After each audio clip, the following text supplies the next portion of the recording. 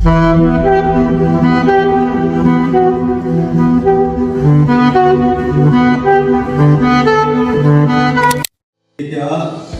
Students को supervisor को ऐसा ही थीसिस लिखवाना चाहिए कि उनका वो थीसिस होगा वो अपनी डिग्री जो है वो यूनिवर्सिटी से ले लें। और दूसरा क्वेश्चन ये मेरा पीआईडी के लिहाज से कि क्या पीआईडी में एडमिशन ऐसे यूनिवर्सिटीज में होना चाहिए कि उनको बिल्कुल भी आइडिया ना हो कि आगे हमने अपनी पीआईडी किस टॉपिक पे करनी है या किस सुपरवाइजर के पास करनी है। आंसर इसके बड़े सिंपल है और मेरा ख्याल दे दिए हुए हैं लोगों ने ऑलरेडी। डॉक्टर इमरान जावेद ने कहा कि हमारी स्कूलिंग एजुकेशन जो है जिसमें बेसिक्स जो है उसके ऊपर जोर देते हैं। नजर साहब ने भी इसी के ऊपर बात की कि हमारा बेसिक मैथमेटिक्स जो है अगर अच्छा होगा, सेकेंडरी स्कूल का मैथमेटिक्स अगर अच्छा होगा तो हम सराउंडिंग में जितने भी प्रॉब्लम्स हैं उनको हम अच्छी तरह से एनालाइज करके हम अप्लाई कर सकते हैं।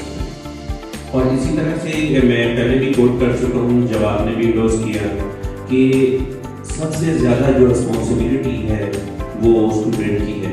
अगर स्टूडेंट को ये चीज़ समझ नहीं आ रही कि वो यूनिवर्सिटी में आके भी क्या करे, तो इसका मतलब ये है कि वो जो पीछे से स्कूल और कॉलेज से आ रहे हैं वहाँ पे भी कहीं लैक है।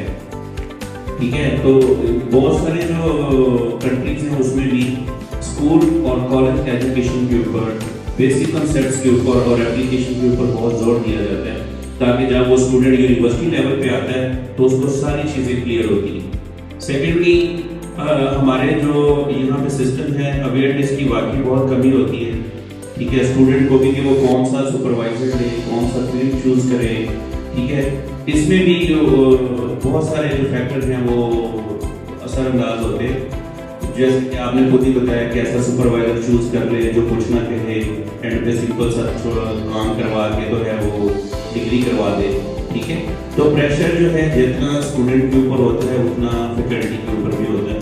तो ये स्टूडेंट की जिम्मेदारी है कि वो केयरफुली फीडबैक ले, कौन सा सुपरवाइजर जो है वो कैसा काम करवा रहा है, उसका काम कैसा है।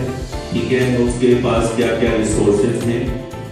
तो ये रिस्पॉन्सिबिलिटी मेरी तरफ से तो ये है कि ये स्टूडेंट के ऊपर ही आती है। अभी भी बहुत सारे बच्चे जो डिग्रीज ले चुके हैं उनको अभी क्लियर ही नहीं है कि उन्होंने क्या काम किया, क्योंकि हम बहुत सारे जब इंटरव्यूज करते हैं तो हम कहते हैं कि आपने एमफिल में क्या किया, आपने उसमें जो भी किया, हम कहते हैं बस एक छोटे से पैराग्राफ में बताएं, तो वो भी नहीं बता सकते। ठीक है, तो क्लैरिटी जो है और जिम्मेदारी जो है मेरी तरफ से यही है कि वो ज़्यादा स्टूडेंट पे आती है।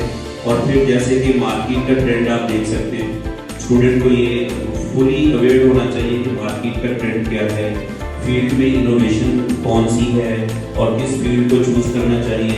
और इस डायरेक्शन में सब ने जो है वो यही कहा कि अगर आपको कुछ भी समझ ना आ रहा हो तो आप चैट जीपीटी से भी सहारा ले सकते हैं और फुली कॉपी ना करें बल्कि उसके आइडियाज़ लें और उसके आइडियाज़ को यूज़ करते हुए आप फील्ड की और सुपरवाइजर की सिलेक्शन वो कर सकते हैं। डॉक्टर साहब, आप कोई कमेंट करना चाहेंगे इसके ऊपर?